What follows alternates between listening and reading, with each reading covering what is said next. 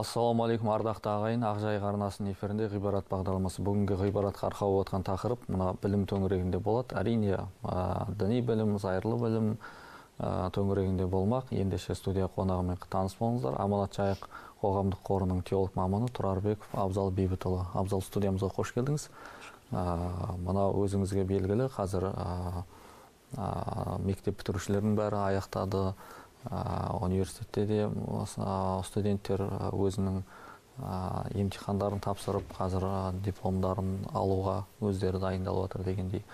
Біз жылда дәстүр бойынша мына білім қазіргі қоғамда енді кез келген уақытта енді білім өзекті ғой.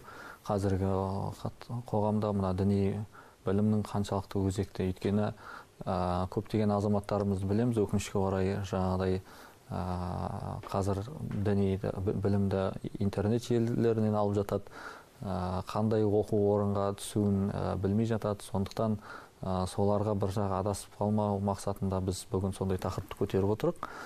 Ендеше сізге мына бірінші сұрағым болсын. Қазіргі заманда діни сауатты болу, діни білімді болу қаншалықты маңызды? Бисмиллахир-рахманир-рахим. Аса қамқор ерекше мейірімді Алланың атымен бастаймыз. Ең әуелі бізге осындай жалпы дінді жеткізген, ислам дінін жеткізген Алланың елшісі Мұхаммед пайғамбарымызға Алланың игілігімен сәлемі болсын. Бұл ислам діні, асыл дініміз. Бұл жалпы біз қазақ халқына да осы дініміз, ислам діні, ол әуелден осы 12 ғасырдай біздің жалпы аймақта біздің осы ата-бабаларымыздан өткен дін жалпы бізге бейтаныс емес. Бұл дін ислам діні біздің ата-бабаларымызбен біте қайнасқан, сондай жалпы берік ұстанған ислам діні болмақ. Осы дін қазіргі кезде негізі көптеген, сіз айтып отқандай, көптеген жастарымыз, көптеген адамдар осы білімсіздіктің салдарынан, осындай бір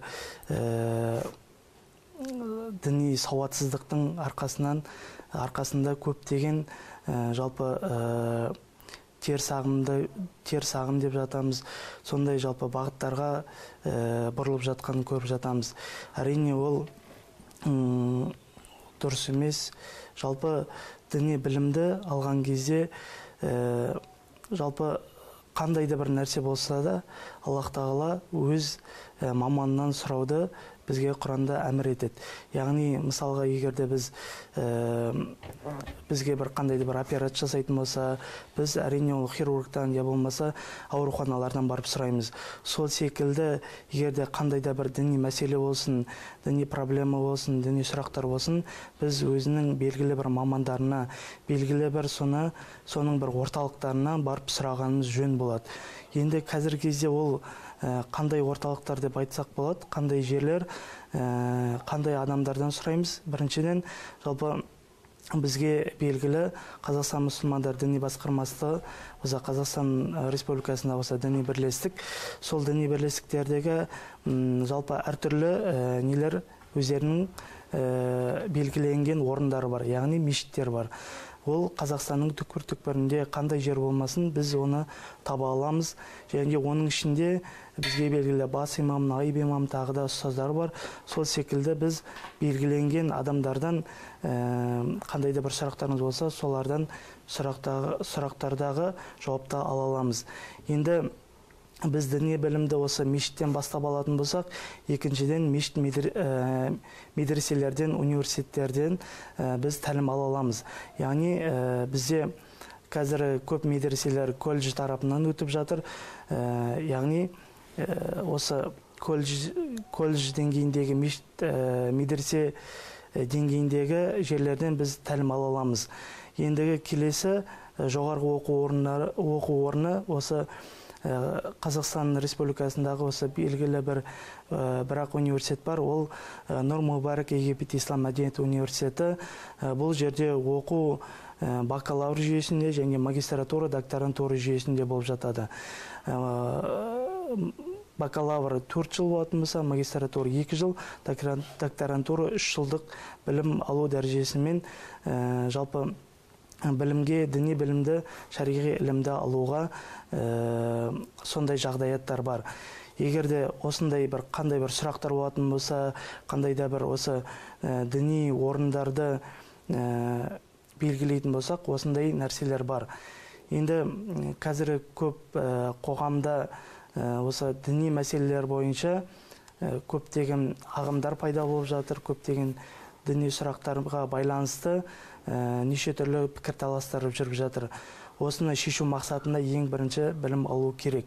Яғни білім алу әрбір осы дінді білем, дінді үйренем деген адамдарға осындай нәрселер міндет болып табылады. Абзал мырза, мысалы, бірінші кезекте жаңа сіздің сөзіңізден қорытынды жасайтын болсақ, кез келген адам діни сауатты ашам десе, мешіттерге барып сауатын ашуға болады. Егер ары қарай тереңдетіп, сол салада маман болып қалыптасып, діни білімін үйреніп, халыққа жеткіземін, немесе жаңағыдай жоқ, осыны терең үйренгім келеді десе, онда жаңағыдай медресе, университеттерге барып оқуға әбден болады ғой қазіргі таңда.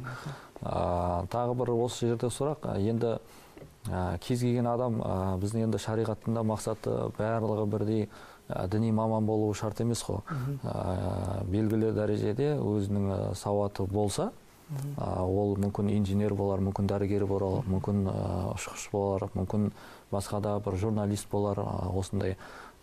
Сондай азаматтарға қазір шыны керек, енді мешітке әрине, ол енді қалалық жерлерде болмаса, енді аудан, ауыл жерлерде көбісі бармай жатады, немесе қаланың өзінде де көбісі уақыт болмай жатады. Интернет кеңістігінде де неше түрлі ақпарат көп, білім сауатын арттыруға бағытталған.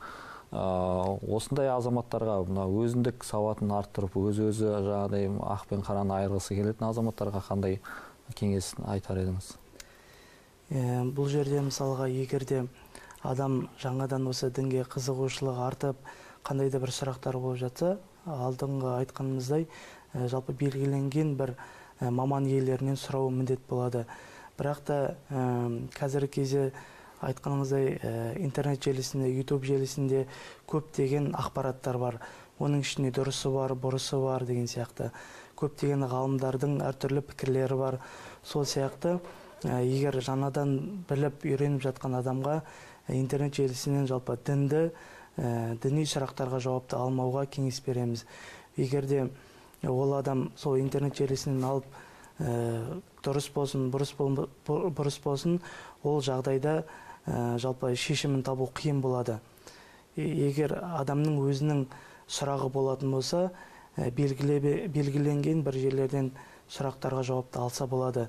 Бірақ айтқанымыздай интернет желісінен алмаған дұрыс болады. Және де мысалы бір адам намаз оқып жүр, сол адам біледі ғой деп, сол адам солай айтты деп жасауға да, соны ұстанып кетуге де болмайды. Яғни ол нәрседен. Яғни, діни білімге, діни сауаттылыққа өте жауапкершілікпен қарау керек. Әрине, енді кез келген адам ол ақпарат интернеттен алғанда, егер оның мүлдем хабары болмаса, оның адасып кету қаупі басым болады осында ақпарат алатын болса. Өте орынды деп ойлаймын, енді біздің құрметті көрермендерге де түсінікті болды деп ойлаймын. Өте жауапкершілікпен қарау керек. Мына адамның өзі денсаулығы ауырған уақытта операция жасағысы келсе, кез келгеннен сұрап болмаса сол интернет желісінен қарап өзіңіз жасалмайсыз ғой. Енді міндетті түрде сол дәрігерге жүгінесіз, өйткені ол сіздің денсаулығыңыз сізге қымбат. Сіз егер денсаулығыңызды жарақаттап алсаңыз, ол біреуге ол сіздің денсаулығыңыз қызық емес.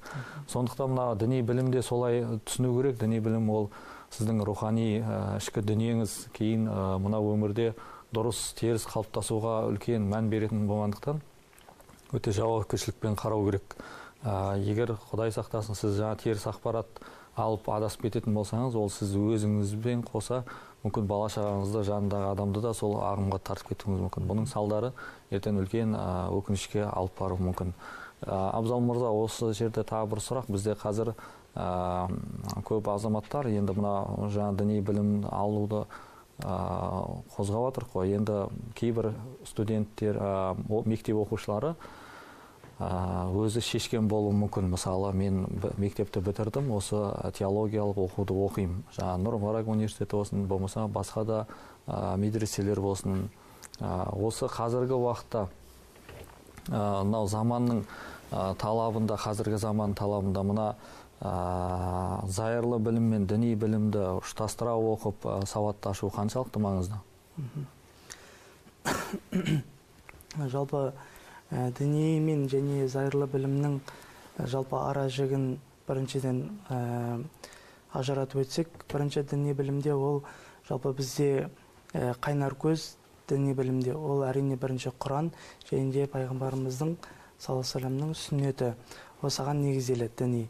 Ал зайырлы білімдер жалпы ол бізге де негізі жат емес, өйткені біздің ата-бабаларымыз Әл-Фараби болсын, Ибн Сина болсын, мысалға осы түрік жерінен шыққан неше түрлі үлкен ғалымдарды кезіндегі мысалы астрономия болсын, физика болсын, химия болсын, жалпы осындай бағыттарды да ұстанып өткен.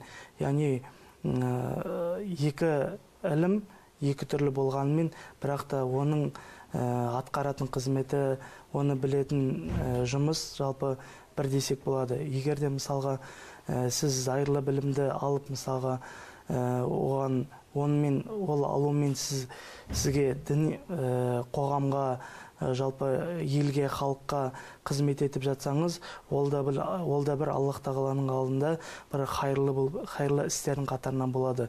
Сол себепті жалпы бізде мысалға медреселерде, колледж тарапына өттік деді қой.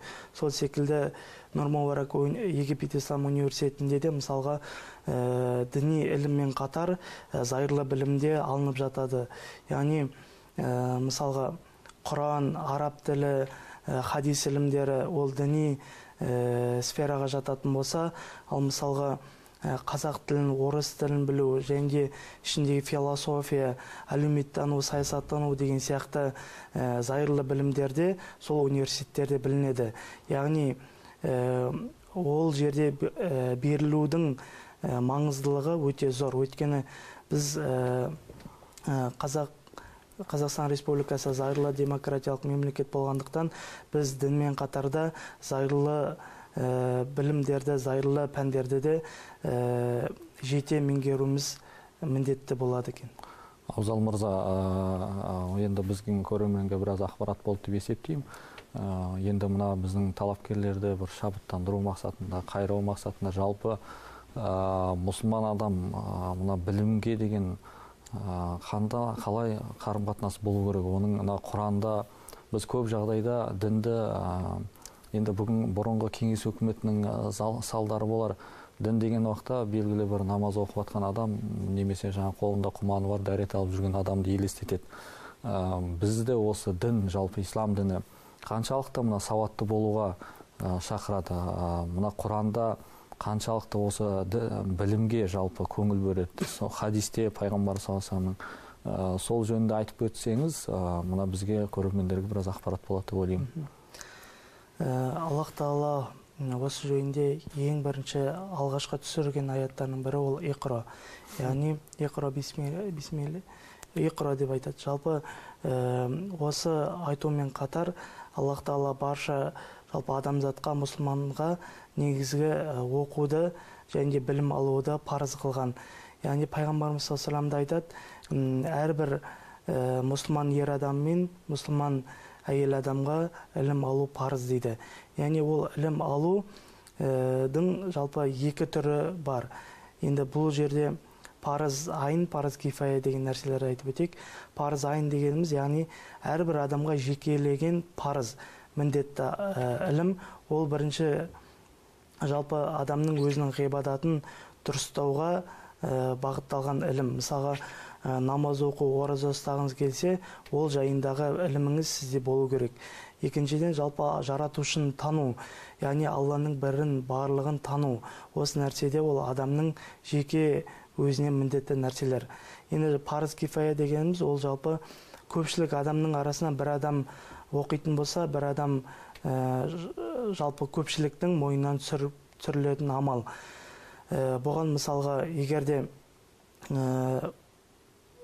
халықтың арасынан бір, мысалға, хирург, врач шығатын болса, бір исламтанушы, бір теолог шығатын болса, жалпы ол халықтың мойнынан түсетін амал болып есептелінеді. жалпы Аллах тағала Құран-ы Кәрімде осыған байланысты фағалам инналлаха ла иляха иллалла дейді. Яғни сен біл, содан кейін барып Аллах тағаланың бір екенін білесің дейді. Яғни бізге Аллах тағала бұл жерде бірінші білуді, яғни ілім алуды парыз екенін, ең бірінші амал екенін бізге түсіндіріп жатыр. Одан кейін барып амал жасайсың. Яғни бұл жерде білудің, ілім алудың шариғаттағы маңыздылығы өте зор болып есептелінеді. Бірінші қандай да бір нәрсе, қандай да бір мәселе болсын, бірінші соны шешіп алып, содан кейін барып ақ қарасын шешіп білгеннен кейін барып, ол нәрсеге амал ету бұйырылады. Иә, мына жаңа өзіңіз айтып кеткендей, Құранның қарап отырсақ та ең алғашқы аяты оқы деп түскен. Құранда менің білуімше жаңағыдай 700-ден астам жерінде Құран аяттары осы білімге шақырады, адамды сауатты болуға. Пайғамбар саллаллаху алейхи уассаламда жаңа өзіңіз жақсы айтып отырсыз, хадистері адамды білімді, сауатты. Енді білім дегенде біздер тек қана көп жағдайда мына мектеп, университеттен шектеліп қалмау керек. Білім ол пайғамбар айтқандай тал бесіктен жер бесікке дейін жалғасатын дүние. Әрбір адам қазіргі таңда оның үстіне өте сауатты, кез келген жақтан ақпарат болса, ол ұтылмайды деп есептеймін.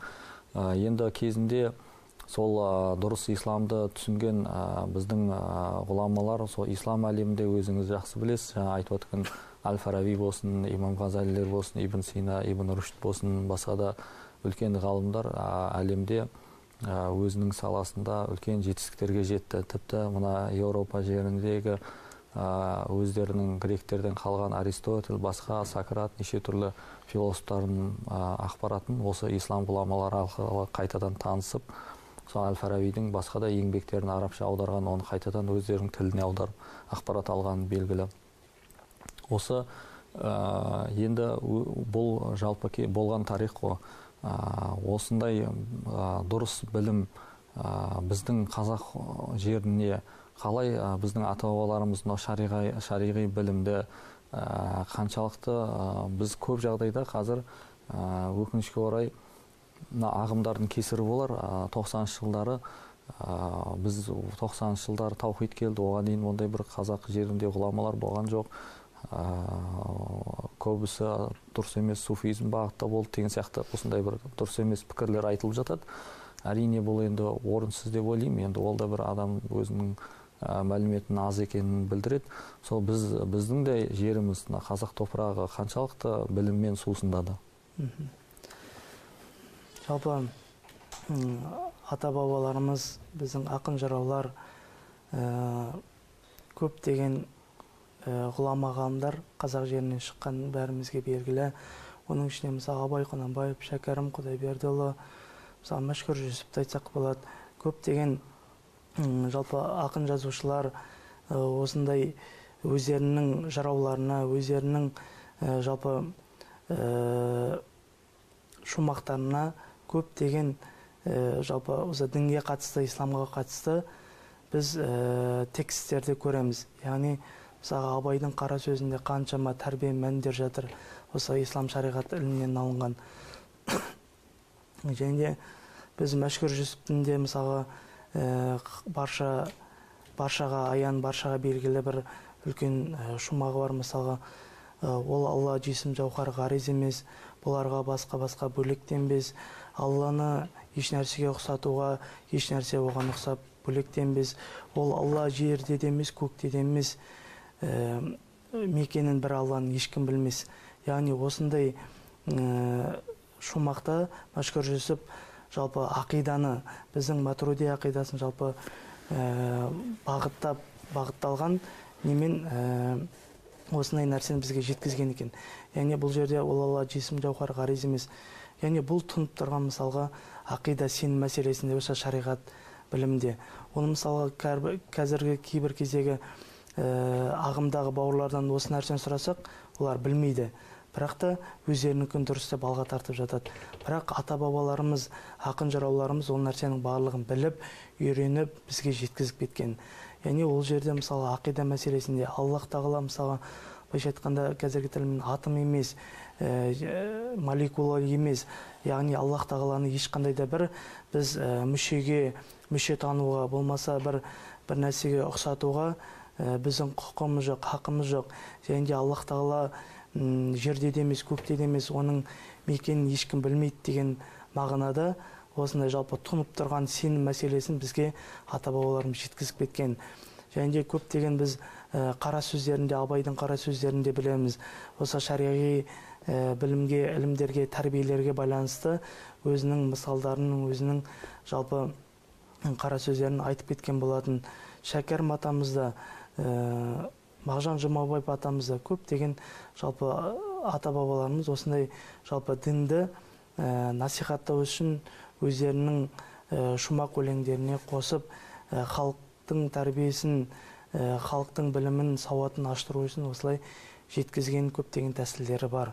Яғни біз мысалға ата-бабаларымызды сіз айтқандай 90-шы жылдарда осы таухид келді деген кейбір адамдардың былайша айтқанда қате пікірлерін осындай дәлел дәйектермен, осындай ақын жыраулардың сөздерімен біз олардың таухид 90-шы жылда келді деген нәрселерін жоямыз. Яғни бізде таухид, Алланың бірлігі бары, ол бізге ата-бабаларымыздың осы ислам діні салт-дәстүрі арқылы бізге жетіп келген екен. Иә, дұрыс айтасыз. Әрбір халықтың өзінің дінді жеткізу бір әдіс тәсілі болған ғой. Біздің қазақ халықтар әсіресе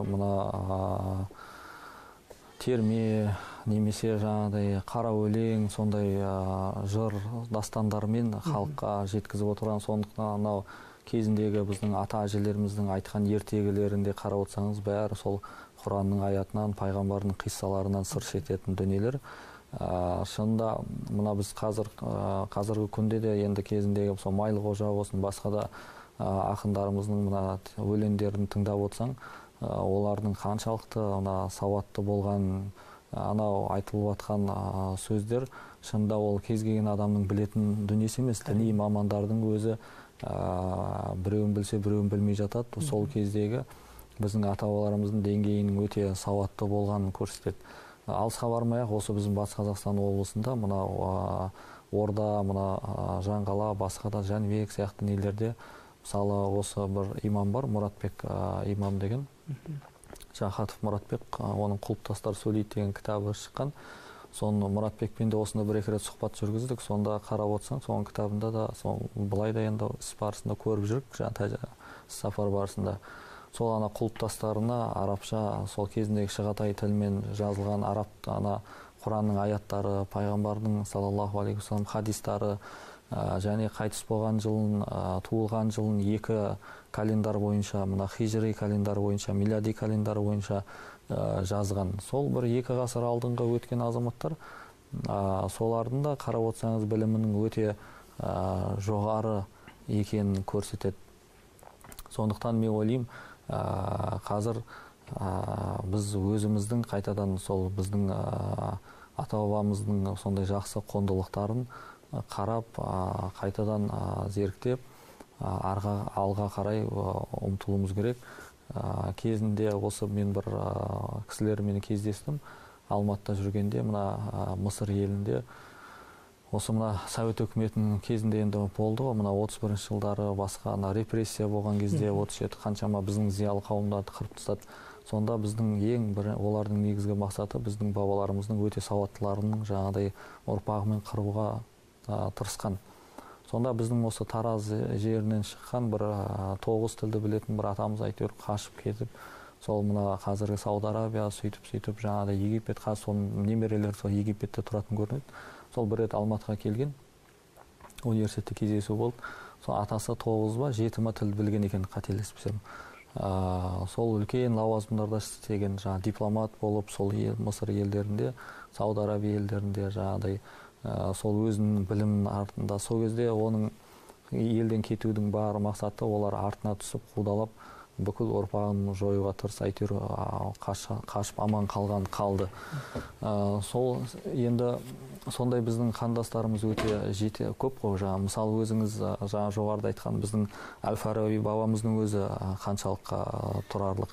Мына сол Әл-Фараб қаласының өзі, Әл-Фараби енді бүкіл әлемде екінші ұстаз деп мойындалған Аристотельдан кейін. Сол да бір қарап отырсаңыз біздің топырақтан шыққан. Сонымен қатар мына имам Бұхарилар, мына Құраннан кейінгі екінші орында тұратын хадистің жинағы мына біздің Бұхара қаласынан, енді кезінде қазір Өзбекстан территориясы болғанмен, бірақ кезінде бәрі түріктердің бір несі болды ғой. Сондықтан мен ойлаймын, бізде мына Орта Азияның өзіндік бір ғылым білімге деген өзіндік бір шариғи бір мектебі болды. Енді мына біздің қазір жастарымызға қандай бір насихат айтуға болады, оларға қандай мына адасып теріс бағытқа кетпеу үшін қандай оқу орындарды мына әлемдегі сондай насихат айтар едіңіз? Жалпы бізде мынандай нәрсе бар. Егерде адам 11 бітіретін болса, болмаса 9 бітіріп колледж бітіретін болса деген сияқты өзінің жалпы білім алу жүйесі бар ғой. Сол жерде мысалы егерде бала жастайынан дінге осы бейім болатын болса, оны жастайынан дін оқуға беретін болса, әрине бірінші медреселерде білім алған жөн. Бізде мысалы 9-шы сыныптан кейінгі қабылдайтын медресе колледждер бар осы Қазақстан Республикасының бойынша. Жалпы бір-екі медресе бар 9-дан кейін алатын. Мысалы Сарыағаш медресесі деген сияқты. Сол медреселерге 4 жылдық тәлім-тәрбие алу үшін жалпы баланың бірінші ең бастапқы фундаментін қалыптастыру мақсатында осындай медресе колледждерге берсе болады. Екіншіден, егерде бала 11 бітіретін болса, яки болмаса осы медресе бітіргеннен кейін университетке түссе болады. Ол университет бізде Қазақстанда бір университет бар, ол Нұр-Мүбарак Египет Ислам мәдениеті университеті. Ол жерде жалпы теологиялық білім, және исламтанушылық, дінтанушылық, және араб ағылшын тілі, яғни филология факультеттері жұмыс істеп жатыр. Яғни осындай мамандықтарға тапсырып, бала өзінің несін дінге деген қызығушылығын сол арқылы тауып, сол арқылы жалпы көптеген сұрақтарға жауап беріп, болашағына көптеген жалпы әсерін тигізсе болады сол арқылы. Енді осыдан бөлек бізде жалпы әлем бойынша мысалға баршамызға белгілі Әл-Асқар университеті бар. Ол Мысырда Каир қаласында орналасқан. Ол жерде де білім жүйесі өте мықты, керемет. Екіншіден жалпы Түркияда да көптеген білім алу жүйелері бар. Ол жерде де көптеген медреселер, университеттер бар. Бірақ та ең айта кететін нәрсе, шетелге шықпас алдын ең бірінші егерде жіберетін баланы бірінші колледжден болмаса осы медресе колледждерден, университеттерден бір өткізіп алған дұрыс болып есептелінеді. Өйткені ол жаққа барғаннан кейін неше түрлі ағымдар бар, теріс ағымдар бар, әртүрлі бағыттағы адамдар бар, көзқарастар бар. Сол себепті адамның өзінің осы дінге байланысты сұрақтары, дінге байланысты көзқарасы дұрысталмайынша негізі көп адамдармен, сырт елдермен жалпы байқап араласқандары жөн болады.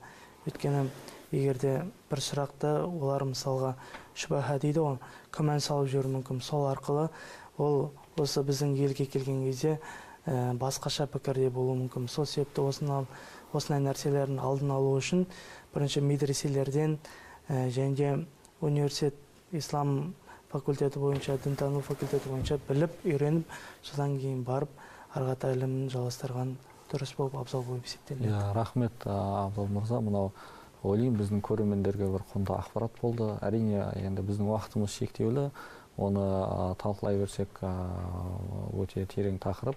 Сондықтан мен ойлаймын, мына бітіруші біздің мектеп оқушыларына, басқа да біздің осы қызығып жүрген азаматтарға бір ақпарат болды деп ойлаймын. Студияға уақытыңыз бөліп келгенге үлкен алғысымызды айтамыз. Құрметті ағайын, бізге берген уақыт осымен мәресіне жетті. Шынайы өмірімізде ғибрат істеріміз көп болсын.